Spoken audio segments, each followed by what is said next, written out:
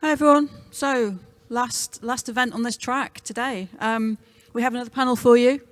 So we're going to be navigating the platform revolution from bottom up, innovation to product thinking. And your host for this panel is Christina again. So welcome.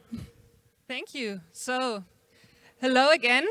I hope you're having a good time still, and I'm very happy to have the pleasure to moderate this panel today with our great speakers, which we will introduce in a second. So what are we going to talk about? We talk about the transition of platforms that become a product from being an engineering initiative, right? And we have three great speakers here, so I'll give you a couple of seconds to introduce yourselves. Kanika, Gera from Adobe. Hi, I'm Kanika, Gera, Senior Product Manager from Adobe. I've been receiving the paycheck from the same organization for the last 14 years. So I work on the infrastructure platform, security, and cost efficiency at Adobe. Besides that, my job is to make sure my engineering teams are not scratching their heads at 2 a.m. and debugging, and rather they feel confident about what they're building and what value they're delivering with it. Perfect. Next up is Antoine Bermon. You came fresh from Lyon. Some of you might have tried his nice almonds in the morning. Please tell us, what are you doing and what's your role in this panel? So hello, I'm Antoine from SNCF, the train company from France. And I'm a senior staff engineer, and I'm currently the junior within the team here, transitioning into platform engineering and product thinking, so I will share my early issues or experience on the topic. Perfect. And last up is Bichard. You're from Gitpod. Tell us about your role there.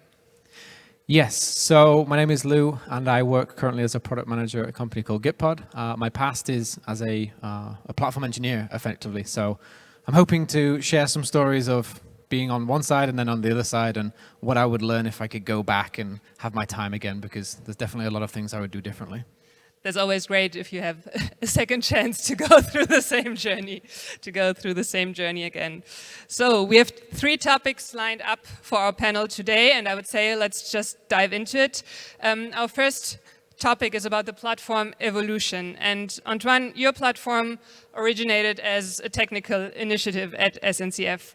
When did you know, or how did you identify the right moment to transition from this technical approach to a more product-centric platform? The initial topic was not platform engineering at all. It was just a new service line. So it was something, but because the company is split into several legal entities, we had to do some business study for the service line itself. And we found out it was a failure from an economical point of view. It was not viable. So we tried to think about what was actually the product itself. It was not about providing the service, but how it's going to be consumed by the users. So we transformed this service line initiative into platform engineering, and we got into product thinking because product thinking led us into platform engineering and not the other way. So I'm at the junior stage currently. It's always good if you find a name for the thing that you're doing, then you can get help from other places. Kanika, you have a product background, right? And your platform is a bit more mature than the one from Antoine. So what were the key moments that led to the transition into a product thinking approach for the Adobe developer platform?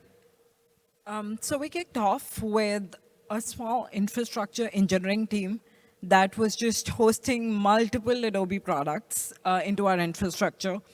And as we kept evolving, it was amazing to see the adoption. But with the adoption came the challenge of scalability, the competing customer needs, and security.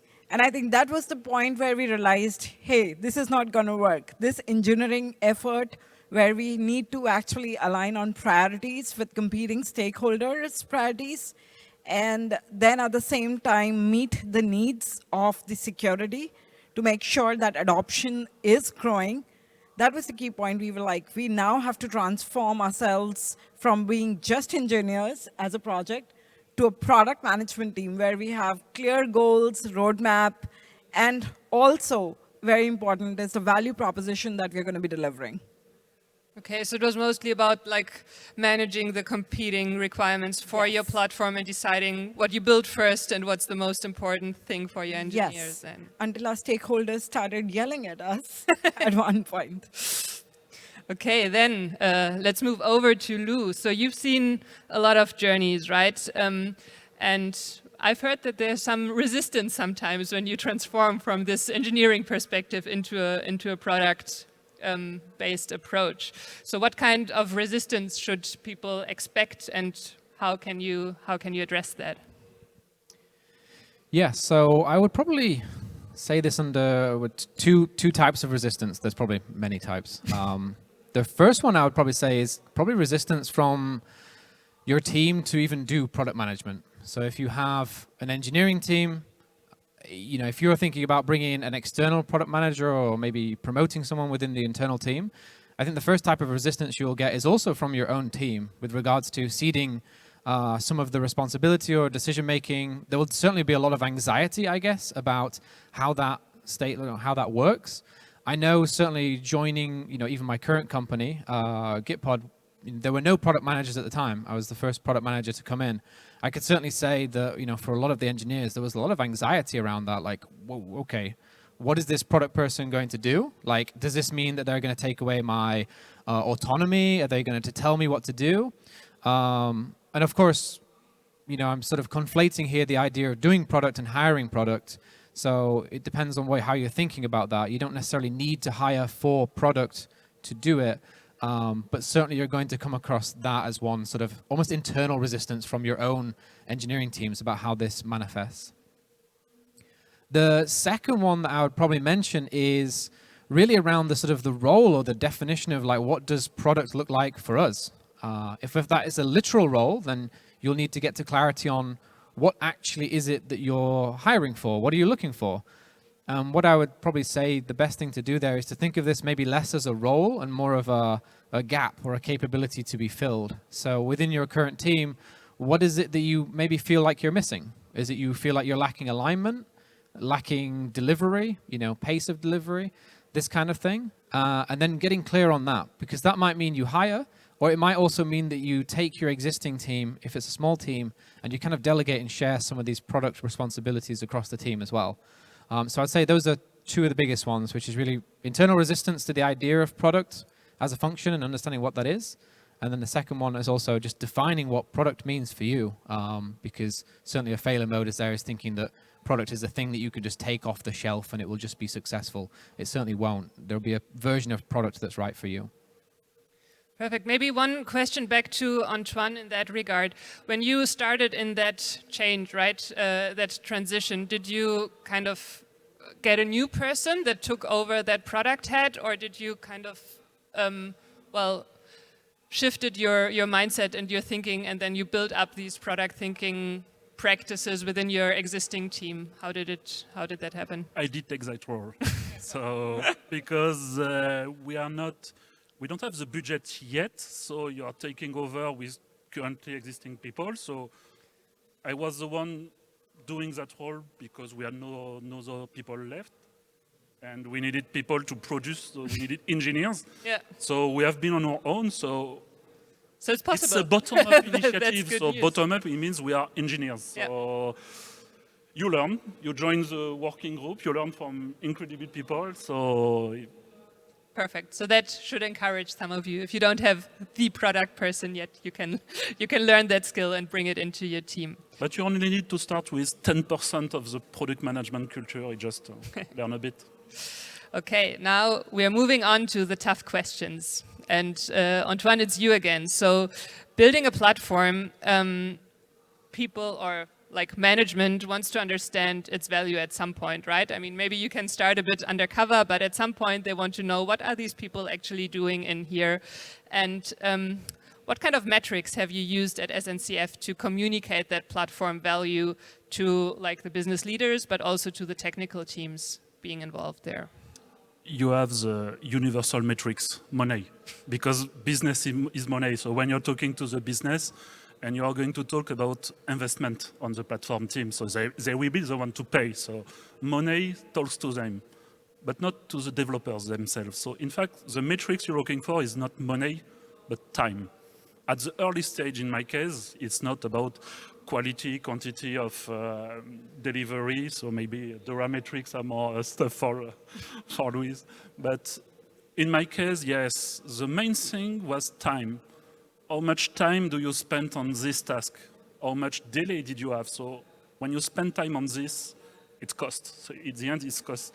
So you're going to ask them how much time you take on this because you don't have the metrics, actually. It's not something you measure. So we have tried with my boss to reverse engineer those metrics from actual internal billings. Okay, you have spent, it was 50% or 40% on integrating task.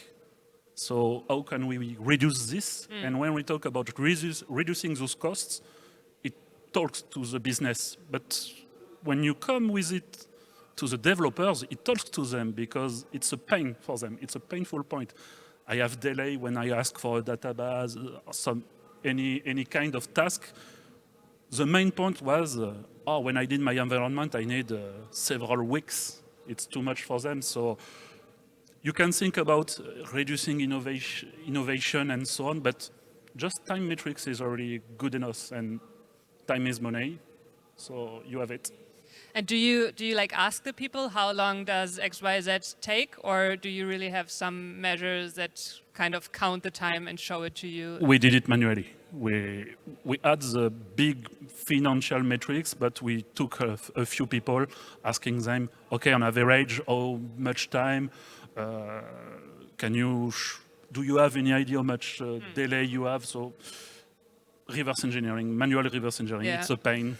I think that's really, really important because sometimes you ask the people that are doing the work and then in theory it goes really quickly, but if you ask the developers waiting for it and then they have the delays of, okay, from they put a request until they actually get the thing that they need, it can take much longer because people just don't start working on it straight away. So like really asking both sides of the, like your developers, but also the people doing the work happening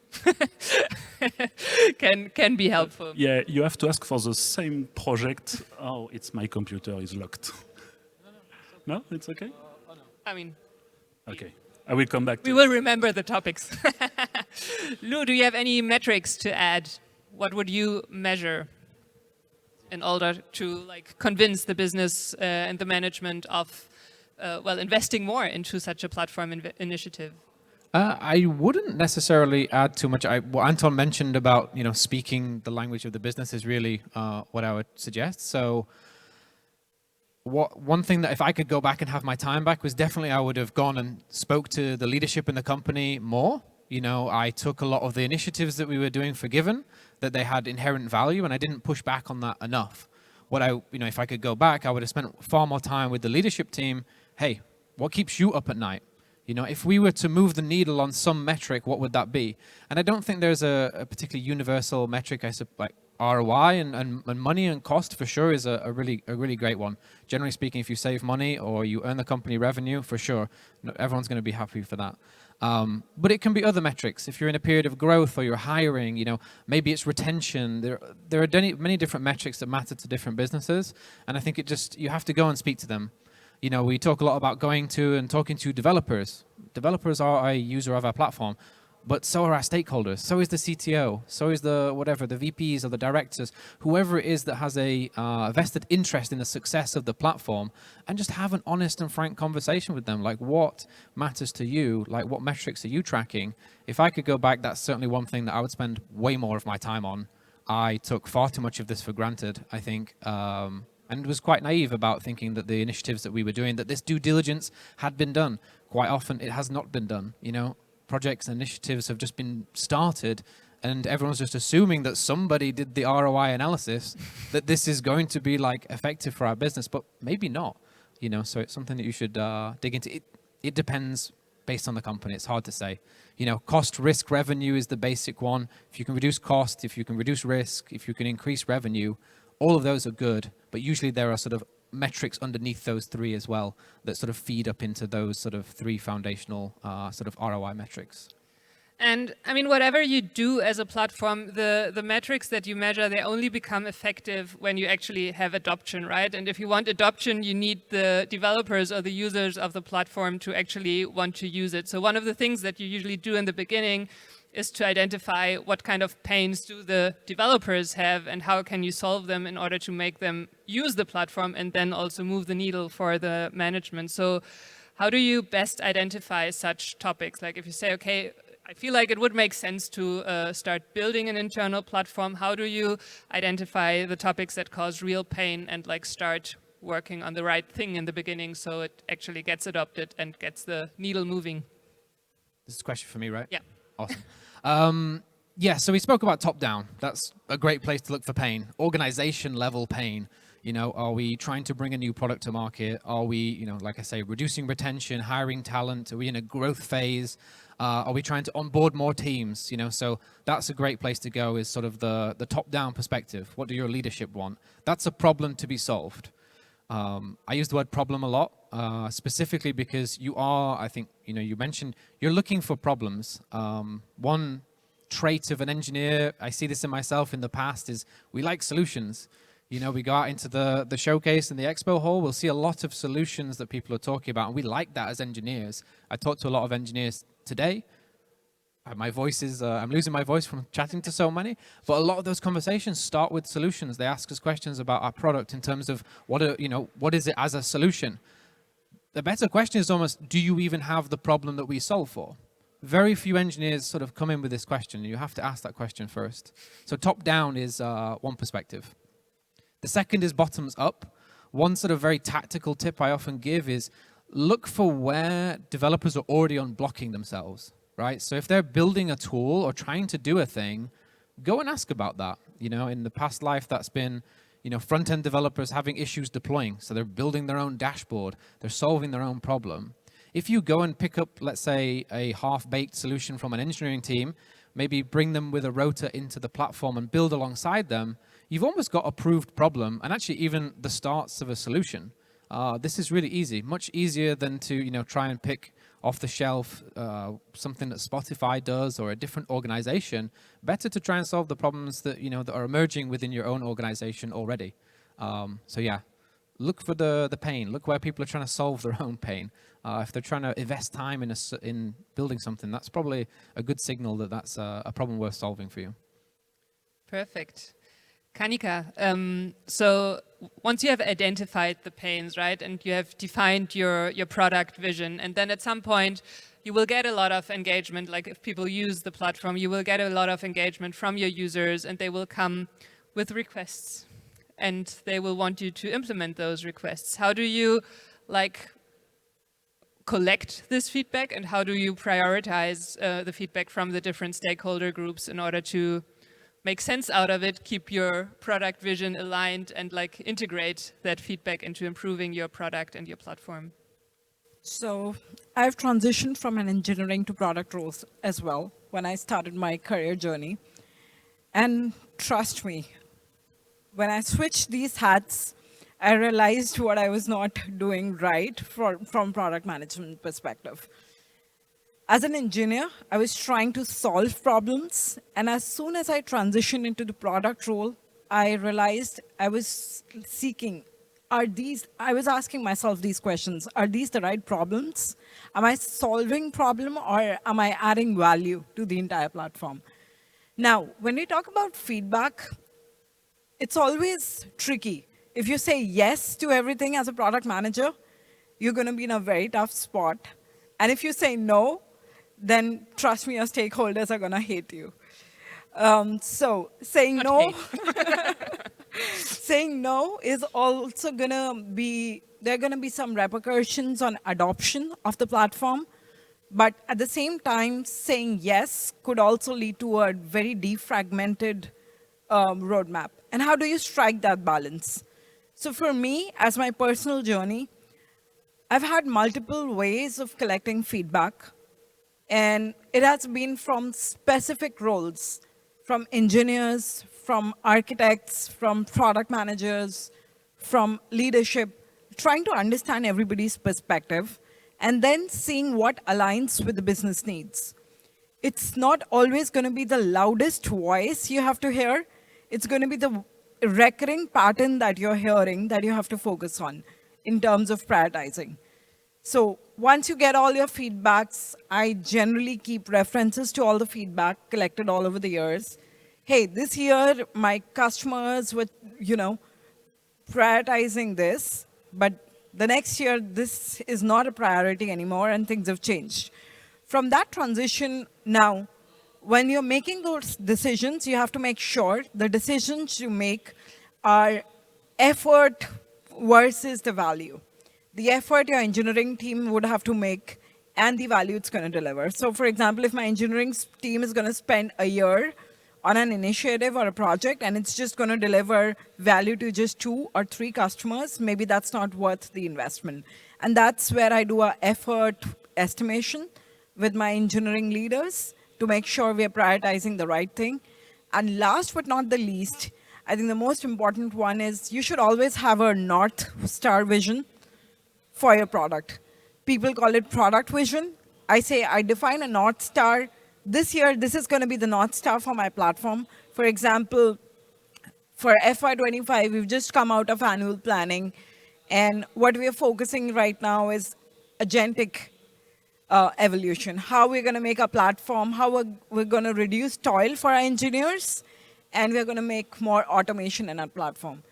So just a key line is, don't just focus on the loudest voice in the room, and rather focus on that repetitive patterns that are coming through and make sure everything you're doing is delivering value and adding to a successful vision down the year for your platform you're going to be building on.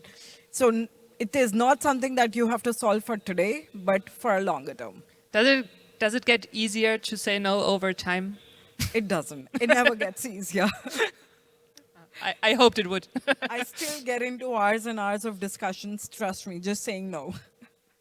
Yeah, I think that's one of the key product management skills you need to you need to have when you start that approach.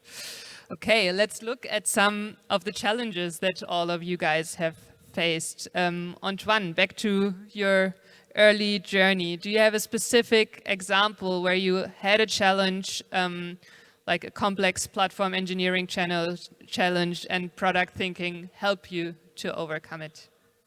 It was a human challenge because you start working more tightly with other teams. So you are going to, the boundaries between the silos are going to reduce, and you don't exactly know. So you are both team are engineers. So you are experts in your own domain. So both of what you say is true, but you have to find a compromise.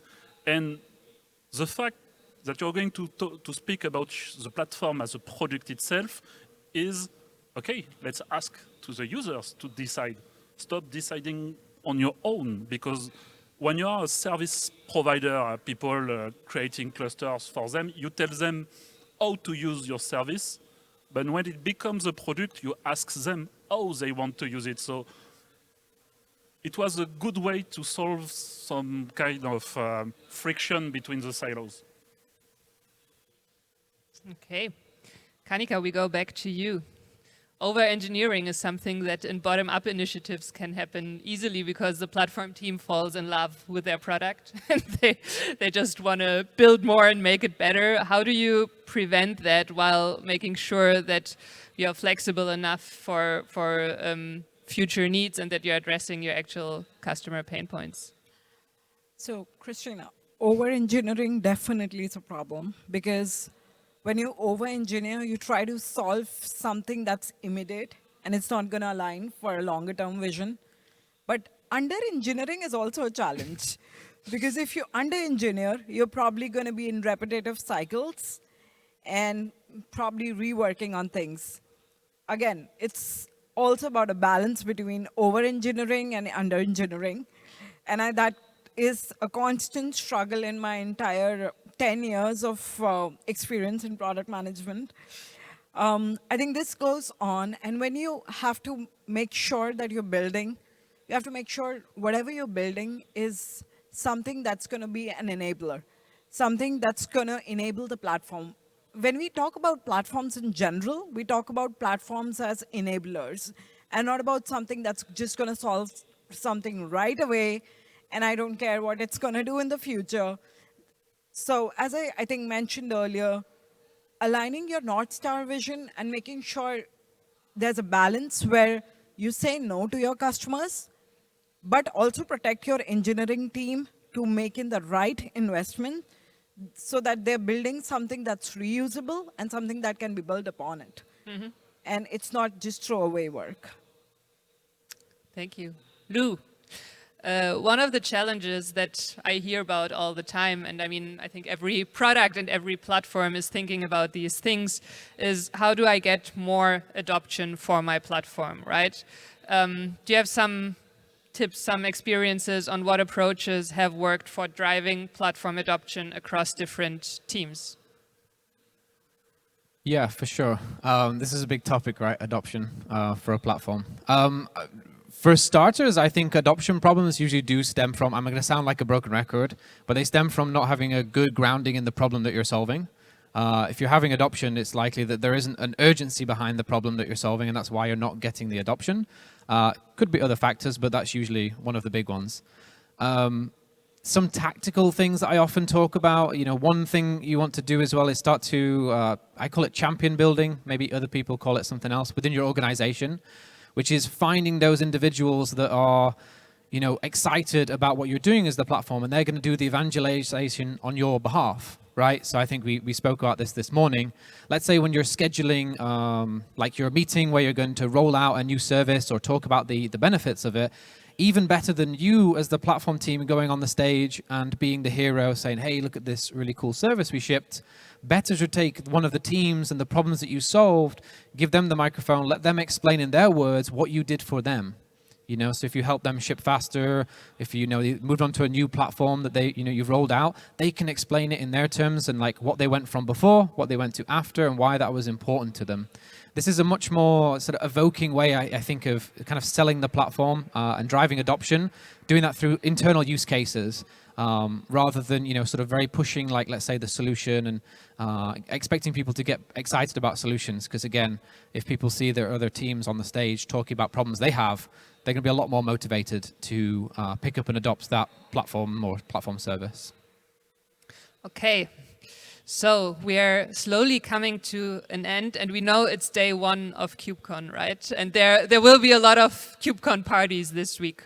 So if you had to give one advice to the people here that they remember when they go home and that they say next Monday, yes, that's something that I'm going to implement for my platform now, and that's how I'm going to like transition to that product thinking approach, what would you tell them? Do we have many infrastructure service provider, Kubernetes provider here? Kubernetes providers here? Infrastructure people coming from the bottom here. No one? Not even my team? They've transformed already. Yeah, sorry.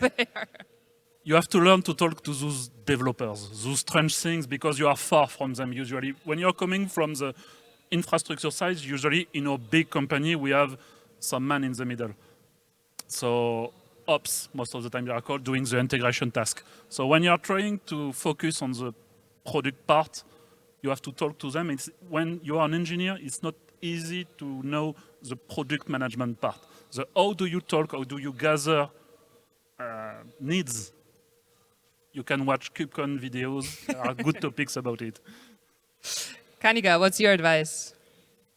So I would leave you with this thought. Think, when you're building, are you adding value? Are you just building features, or are you enabling flow? Are you building with empathy? Are you driven with curiosity? And are you going to be the architects of change? I think that's what my closing thought would be. It's going to be us when we talk about platform product engineering as drivers and not enablers. So if you want to be a driver, I would suggest you to think about those questions. Thank you. And last one up, Lou, what's your advice? I'm going to repeat myself again, because that's what product managers do. Problems. Concretely, go back to your organization, go through your roadmap, the initiatives that you're planning. Do go and ask your leaders, what problem are we solving? Like, who fundamentally benefits from this?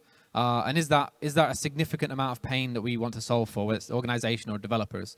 That would be the thing that I would say. Like, fall in love with problems. Problems don't really change. Solutions change, but they sometimes don't solve problems. So become problem obsessed, and your life and your platform will be much better for it. Perfect. And one more thing. Extra. Join the SNCF platform community group. Share your experience, share it at KubeCon, discuss with everyone. We have platform coffees every morning this week. 7:15, you have to can wake join up us. early. Yeah, wake up early. So thank you so much. I think we are done here, so perfectly on time. Thanks for joining us, and enjoy the KubeCon, enjoy the party tonight. Thank you for sharing your experiences. The closing remarks back in room F from Paula, and then there's the evening reception in S5 where lunch was served. So there's drinks and an evening reception. So thank you everyone for attending track 2. We'll see you in the drinks.